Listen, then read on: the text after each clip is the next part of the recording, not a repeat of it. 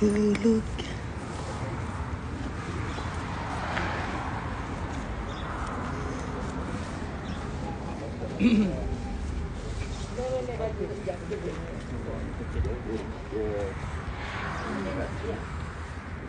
Bismillahirrahmanirrahim. Assalamualaikum warahmatullahi ta'ala wabarakatuh. Ketika mana pada tahun 8 Hijrah Rasulullah sallallahu alaihi wasallam bermimpi, yang mana mimpi Rasulullah sallallahu alaihi wasallam adalah wahyu daripada Allah Subhanahu wa taala. Yang mana Nabi kita bermimpi bahawasanya Nabi melaksanakan ibadat umrah. Dalam mimpi Nabi melaksanakan tawaf, sa'i dan bercukur. Maka Nabi sallallahu alaihi wasallam memberitahu kepada di kalangan sahabat bahawasanya tentang mimpi Rasulullah sallallahu alaihi wasallam. Apabila para sahabat mendengar mimpi Rasulullah, maka di antara kalangan sahabat rasa gembira. Mereka menganggapkan bahawasanya mimpi ini adalah untuk mereka dapat menziarahi ahli keluarga mereka.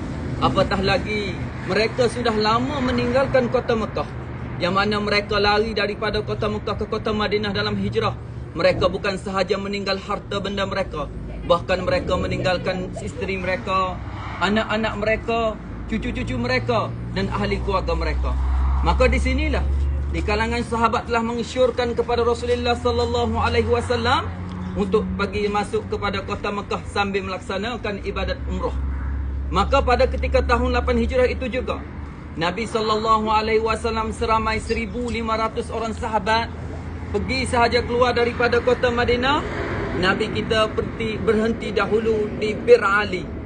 Di situlah Nabi kita berniat umrah. Tetapi apabila Nabi sallallahu alaihi wasallam masuk bersama-sama dengan sahabat, sebanyak 70 ekor unta untuk dikorbankan di kota Mekah selepas daripada melaksanakan ibadat umrah. Tetapi tiba-tiba apabila sampai sahaja Nabi di sini, maka dapat diketahui oleh Rasulullah sallallahu alaihi wasallam bahawasanya Nabi ini tidak dapat masuk ke kota Mekah.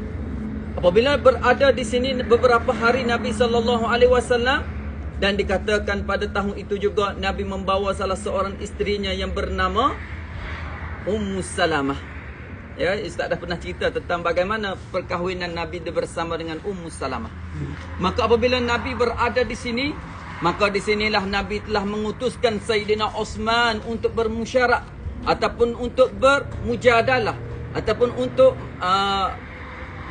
menghantar sebagai suruhan daripada Nabi Sayyidina Osman. Sebenarnya Sayyidina Umar ni seakan-akan biar dia yang pergi ke Mekah. Tapi Rasulullah tahu kalau Umar yang pergi bukan bermesyuarat, tapi Umar pergi akan potong tekuk tu. Sebab kita boleh tahu bahawasanya bagaimana sifat Umar ini seperti seekor harimau. Maka Sayyidina Osman apabila masuk ke Mekah, maka di situlah orang-orang Quraisy telah mengambil Sayyidina Osman dan mengurung Osman 2 malam, tak silap Ustaz.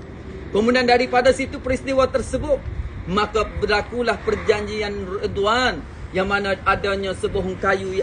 Setengah ulama mengatakan wallahu alam betul ataupun tidak, pohon kayu itu berada di sana. Ya, yang mana pohon kayunya seperti inilah kita katakan. Maka Nabi berada di bawah pohon kayu tersebut. Maka Nabi pada hari itu berjanji di kalangan sahabat untuk membela di atas kematian Sayyidina Osman. Sedangkan itu adalah khabaran ataupun berita palsu yang dapat daripada Rasulullah.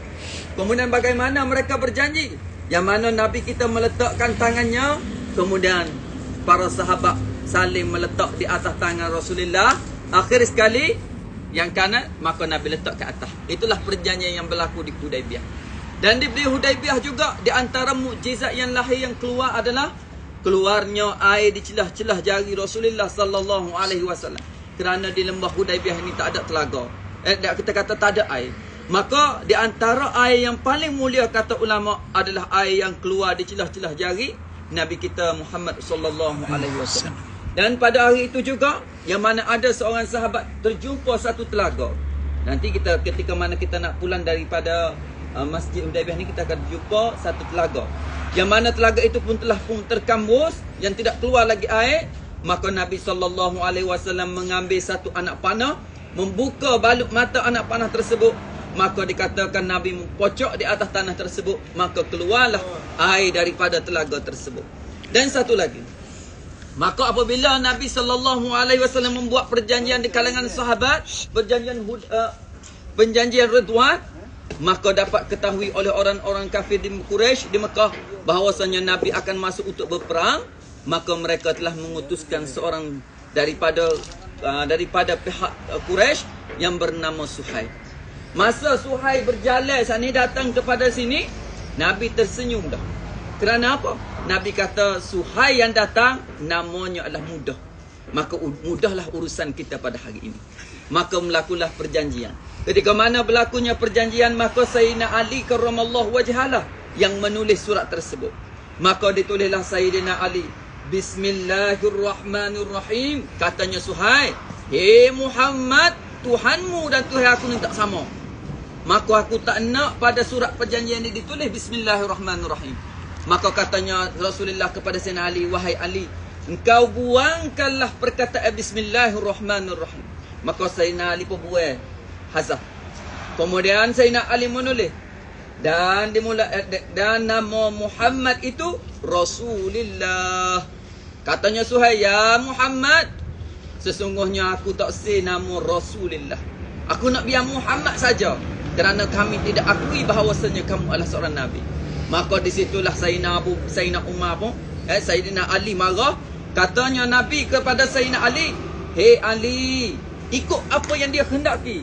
Maka buanglah perkataan Rasulullah." Kata Sayyidina Ali, "Demi Allah, aku tidak akan buang perkataan Rasulullah." Maka di sinilah Nabi SAW dikatakan mengambil air liurnya. Kemudian Nabi kita hazah sendiri perkataan Rasulullah. Di antara titik-titik perjanjian yang mana disetujui oleh Nabi bersama dengan Suhail, wakil daripada Quraisy, yang pertamanya Nabi tidak boleh masuk melaksanakan ibadat umrah pada tahun itu. Satu. Yang keduanya, sekiranya ahli Mekah yang lari ke kota Madinah tanpa persetujuan daripada kedua bapa mereka, maka ahli Mekah ini akan dipulangkan kembali ke Mekah, yang lari ke Madinah. Adapun ahli Madinah yang lari masuk ke Mekah, maka tidak perlu lagi dipulangkan ke kota Madinah. Maka selepas daripada sahabat-sahabat melihat perjanjian ini, pada zahirnya adalah berat sebelah melebihi kaum Quraisy daripada Nabi SAW.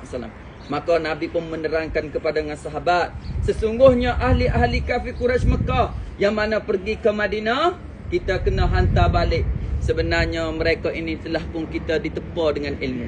Mereka lari ke Madinah, kita belajar, kita ajari dengan ilmu Islam. Maka apabila mereka pulang, kita hantar balik ke Mekah, mereka akan mengajar pula ahli-ahli Mekah secara sembunyi. Nah, ini ciri Rasulullah. Adapun orang Madinah yang lari ke Mekah, maka kita tidak perlu lagi untuk pulang. Bawa pulang juga untuk ke Madinah.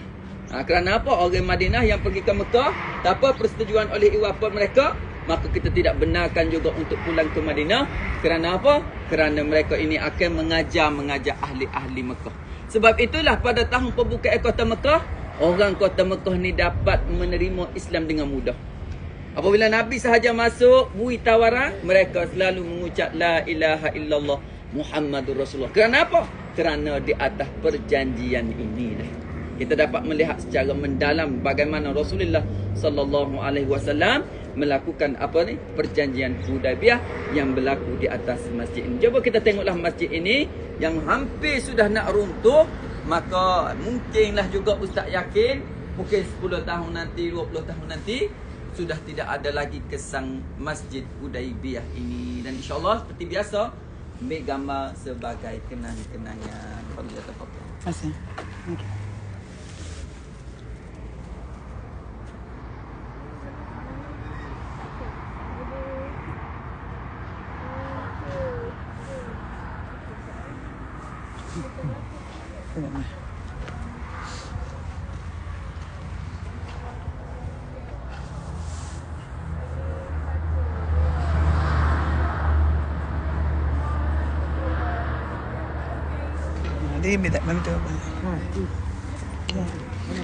So banyak yang kita boleh belajar dalam Islam ni. Kadang-kadang directly dan indirectly kita boleh belajar dalam kes ni, yang mana kita setuju dulu, lepas tu dia pun makan diri. Pasal apa? Orang yang dia pun tak suruh hantar balik tu sebenarnya kita dah hajak dah. Nabi dah hajak dah macam mana apa semua. So suruh patah balik memang untuk sebarkanlah, lagi senang pasal adik-beradik dia mah.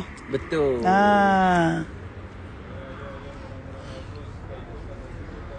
Saya bagi orang tengok kawasan ni. Assalamualaikum Fan. Apa khabar orang Brunei? Jom kita. Jom kita punya unta. So yang ni kawasan ni perjanjian Hudaibiyah. Kita end dulu. Jom kita nak pergi tengok unta. Unta kintik, kunta kintik. Alright. Assalamualaikum.